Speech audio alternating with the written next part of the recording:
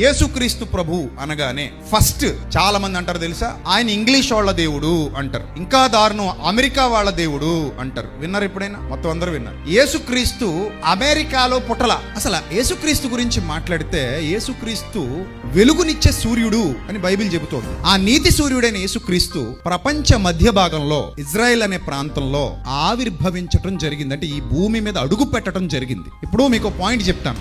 మన జాతి పిత ఎవరు? మహాత్మా గాంధీ. మీ ఊళ్ళో పుట్టాడేటి? మీ రాష్ట్రంలో పుట్టాడా? మరి మీ జిల్లాలో పుట్టని, మీ మండలంలో పుట్టని, మీ రాష్ట్రంలో పుట్టని, మీ భాషలో పుట్టని వ్యక్తిని జాతి పితగా ఎలా గౌరవిస్తున్నావు అని ఎవరైనా అంటే ఏమని సమాధానం చెబుతాం? మా దేశంలో పుట్టాడు అంటాం. ఏమంటాం? మా దేశం గుజరాత్లోని పోరుబందరులో జన్మించాడు.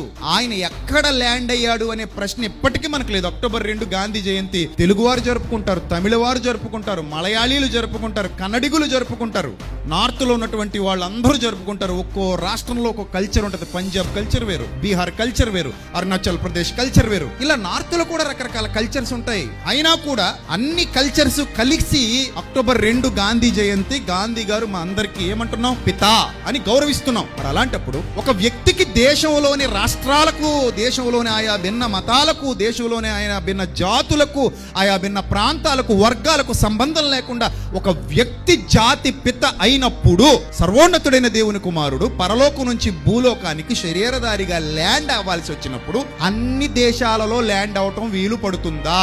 వీలు పడదు.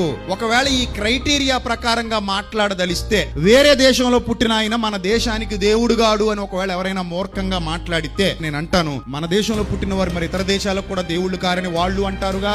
ఈ ఊరికి ఆ ఊరు ఎంత దూరమో ఆ ఊరికి ఈ ఊరు కూడా అంతే దూరంగా. మరి అప్పుడు దాన్ని యాక్సెప్ట్ చేయగలిగే గుండె ధైర్యం మనకుందా? లేదు. ఆ మధ్య కాకినాడలో ఒక ఆయన అన్నారు, స్వామీజీ ఇక్కడ సిమ్ములు ఇక్కడే పనిచేస్తాయట, అక్కడ సిమ్ములు అక్కడే పనిచేస్తాయట. ఆయనకి తెలియని విషయం ఏంటంటే యూనివర్సల్ సిమ్ములు కూడా ఉన్నాయి. ఇంటర్నేషనల్ రోమింగ్ అని ఒకటి ఉంటది. ఆ ఇంటర్నేషనల్ రోమింగ్ యాక్టివేట్ చేసుకుంటే నీ సిమ్ము ఏ దేశానికి వెళ్ళినా పనిచేస్తుంది బిడ్డ.